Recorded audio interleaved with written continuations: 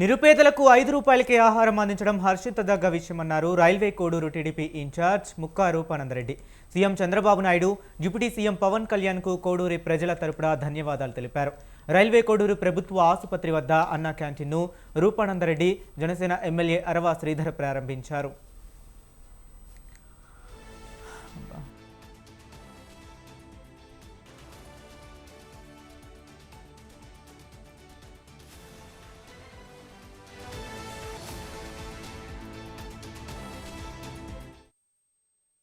ఈరోజు ముఖ్యంగా రైల్వే కోడూరులో అన్నా క్యాంటీన్ ఓపెన్ చేసినందుకు దానికి సహకరించిన గౌరవ ముఖ్యమంత్రి శ్రీ నారా చంద్రబాబు నాయుడు గారికి, అదేవిధంగా జనసేన పార్టీ అధ్యక్షులు గౌరవ ఉప ముఖ్యమంత్రి శ్రీ పవన్ కళ్యాణ్ గారికి మరొకసారి పాదాలను తెలియజేస్తున్నాను.